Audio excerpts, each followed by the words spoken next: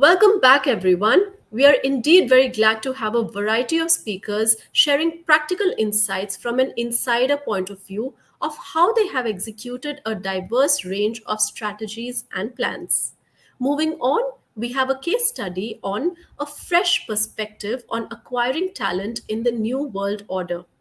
In this day of talent war, some businesses have cracked the code of sustainable solutions to maintain hiring continuity.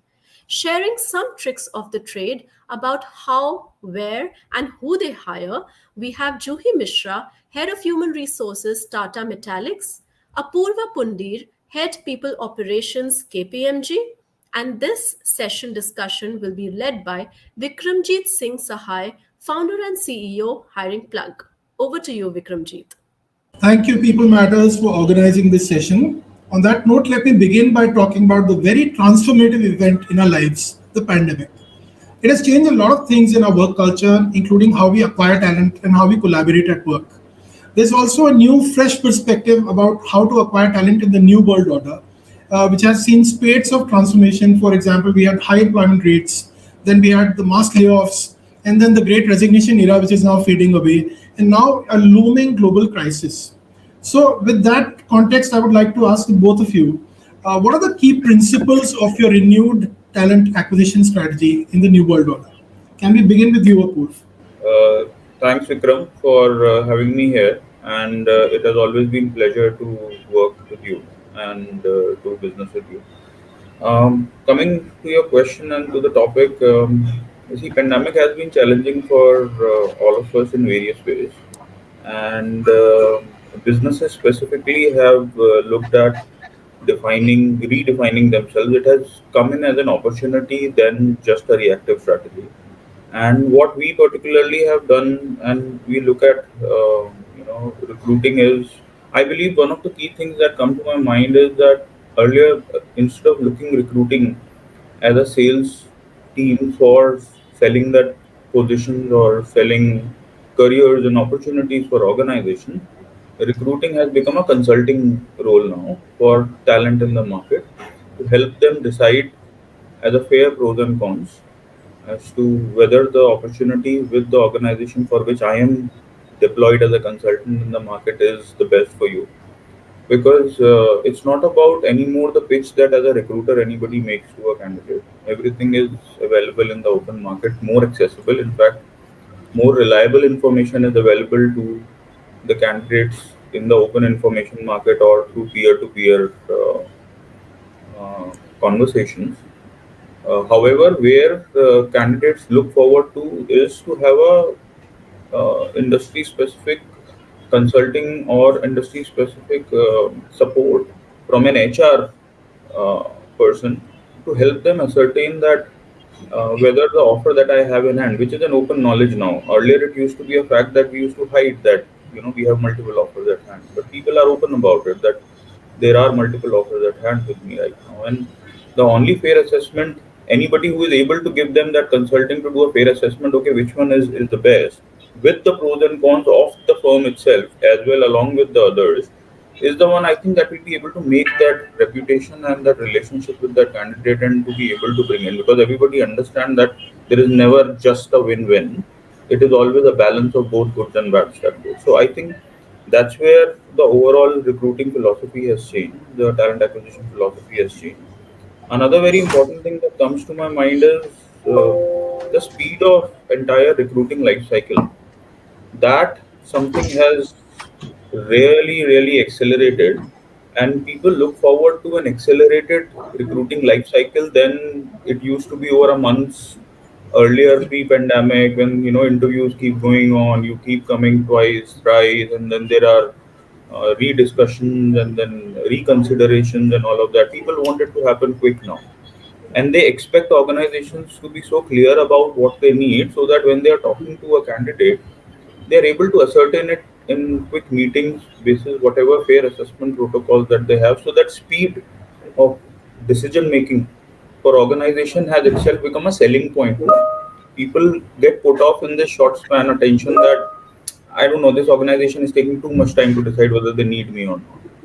I think these two are very important factors that I feel have changed the outlook of how talent acquisition strategy has to be looked at, and all came in because of what we saw in the last 2 years and how the entire pace has changed. Yeah, very true. What are your views, Juhi? So, Vikramjit, I'll start with thanking you and People Matters to have me as a panel member. Now, coming to your question, see, we all have experienced that pandemic has revolutionized our thinking process, our perspective, our approach in dealing with people, process, or business. And like any other business process, we had to re-strategize the talent acquisition process, not only to address the challenges, but also the opportunities that it created or the crisis created for us. Now, I'll just touch upon a few pointers where we had to relook and re-strategize. You see, you all would know that, for Tata's, people have always been core to our business. But now there's a greater focus on differentiated employee proposition. So it is a brand promise that we bring to employees that they not only experience during the hiring process, but then they confirm the same once they have spent, say, 190 days in the organization. So they have people-centric process. The next point that I would bring about is that we are heavily leveraging technology, data, AI across the talent acquisition cycle to make data-driven decisions, be agile, and again, to create employee experience in the process. Another important aspect that we are looking at, which again, I would want to mention that Tatas have been pioneers in having a diverse and inclusive workforce. But there's a great amount of focus on having an inclusive workforce.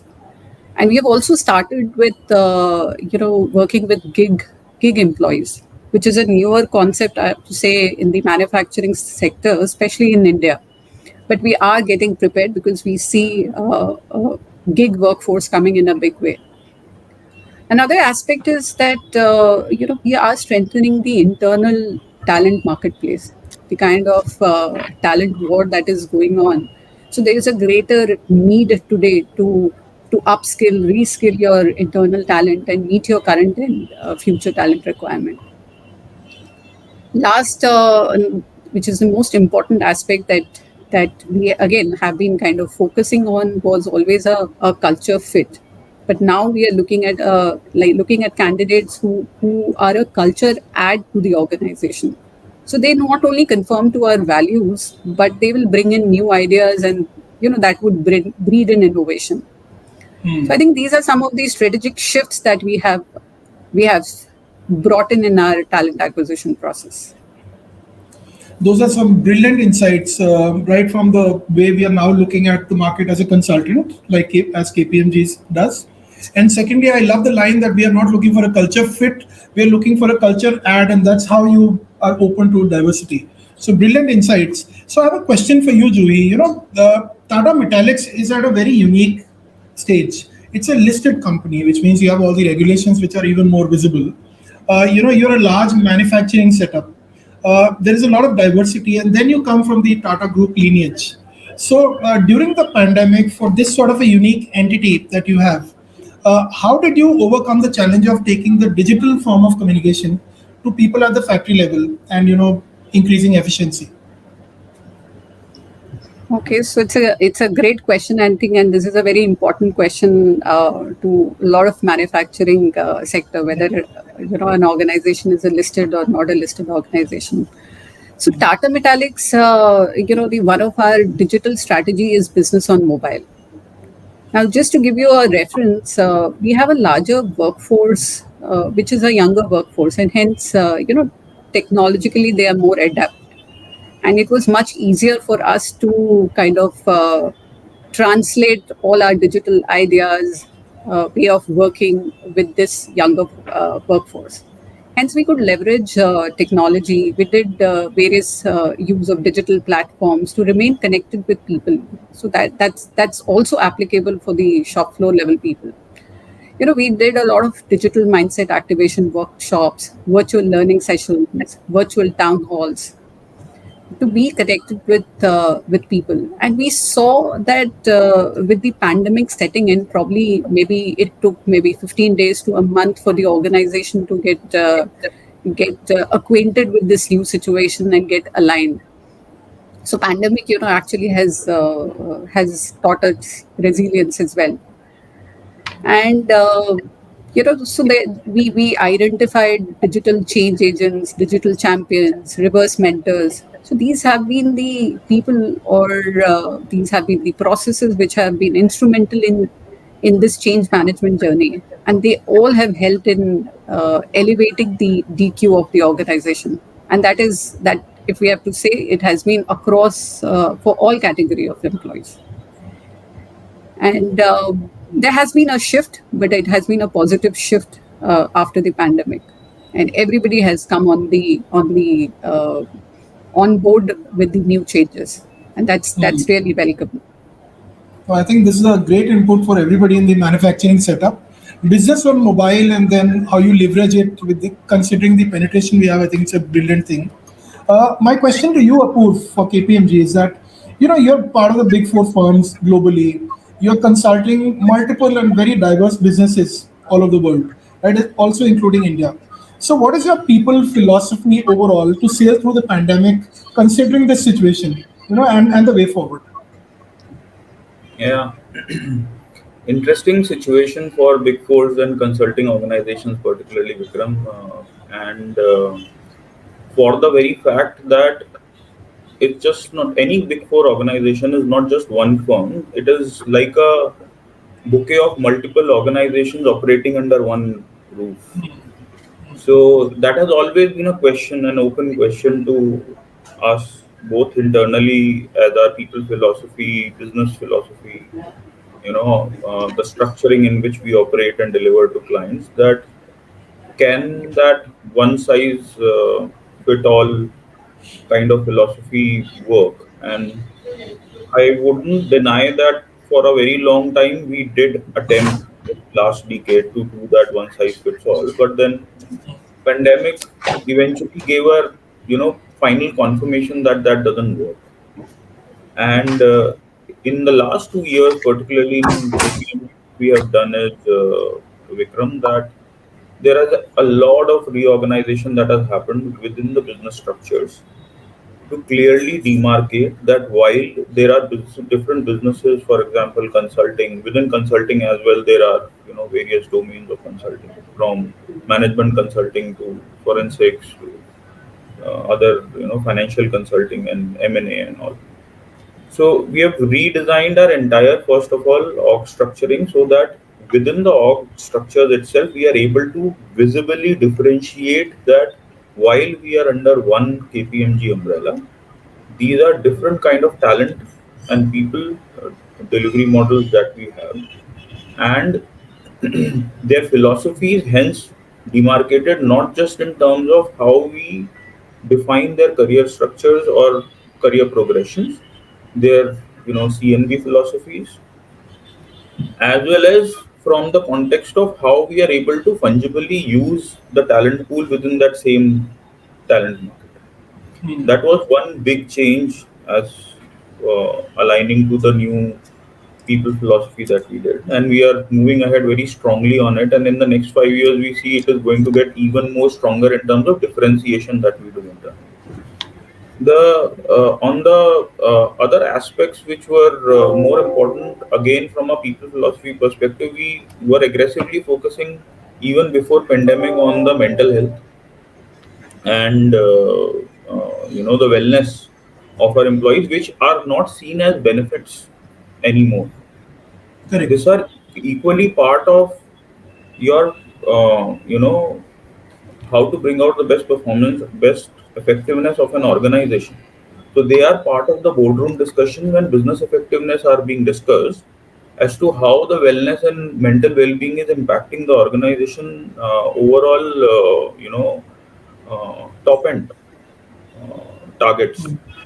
And that has even gone more, I would say, cemented in the overall philosophy, and it is not seen anymore as just some program we are running for mental health, well-being, and wellness, and XYZ. The same, if you see, while it is a very softer aspect, but the same we did in the way our offices were designed, physically designed. We rechanged our office spaces to have better flow of ideas. Instead of having full bars in front of you, we lowered them down, while a very minute change, but it was all part of the overall business people philosophy that we had done. And very important aspect again might not be directly related to people philosophy, but it does impact the way future careers are shaped, is we are trying to look at the managed services model of business structuring, then having large SME, heavy SME based business structures to deliver to the clients, so that these uncertainties of pandemics and any other uncertainty to businesses can be managed more strongly. And I think those are one of the reasons why organizations like Big Four Consulting have been able to survive pretty well during the pandemic. Correct. Yeah, I think being working with you, we've seen part of these changes also coming in, and companies are therefore forced into working and looking at new strategies. Excellent insight. So, you might agree that one thing which is common for all organizations, especially who've come out of the pandemic, is that they've learned to have very nimble teams and very efficient teams when it especially comes to talent acquisition. So, in the area of recruitment, therefore, external consultants play a very big role, and they're helping with the HR, mitigating the bandwidth issues with HR, right? So, given that we have an experience of working together, what is your experience with hiring plug? An online third-party B2B aggregator of specialist agencies, and if you can give us some inputs. Okay, Vikram, was that for me? Okay. Yeah, either of you can start. Yeah. Okay, I'll take that opportunity then. So, I think with hiring plug, Vikram, it has always, since the point we met, I think a couple of years back, 3-4 years back rather, when hiring plug was at an inception stage, it really clicked as an idea, and it was a pretty futuristic idea to see as to how recruiting space will move on. Instead of having people centric, even if we are taking help from recruiting agencies, within agencies also the skill set was depending upon who is the engagement manager for me and managing that particular skill set, instead of the overall knowledge bank of an organization as a recruiting agency. And that was actually, even organizations were moving from recruitment agencies to other recruitment agencies just because of that person moving from one to another. And we have seen this trend because it was becoming more relationship based than skill based thing. However, what I interestingly liked with hiring plug business model and the entire design strategy is that it brings in the fact that it brings the skill at the forefront and puts the person who is delivering it at the back, because it is a curative aggregating model that it is, Vikram. For me, what important is that I get the delivery from whichever part of the world whoever it is delivering is not important, whether it is your a team member sitting in your office or it is some gig employee in some tier 3 tier 2 part of the world. For me, as an organization, as long as we are getting it delivered within the time frame, it matters. Second, I think what I really liked is the scalability of this model is so nice that otherwise we keep, what used to happen was with recruiting agencies, we used to get into their business models whether they will be able to scale along with us or not. It was kind of becoming, and they were kind of becoming like OEMs to us, that we have to incubate recruitment agencies along with us, otherwise we will not be able to survive, which is not bad. I wouldn't say that is bad. We should invest with our partners. But I think with this model, hiring plug has an innate capability in the design itself to grow itself along with the organization's needs, which I really like. And all the technological capabilities that hiring plug offers, that platform that you have, posting of jobs, getting responses, and then I think you also have been kind to help us beyond the platform, a relationship manager to adapt to the technology while we were adapting to this new way of recruiting. It has really helped us a lot. So I think kudos to you. It's a good futuristic idea, and I think this is the way it will be very soon as a normal way of delivering. Thank you very much, Apurva, for your kind words. Juhi, what has been your experience? So Vikramjit, actually, interestingly, we met or we got to know of hiring plug in one of the tech HR conferences, and here we are again sitting together and talking. So I would again like to thank People Matters to get such partners on such conferences where we get to meet and work together.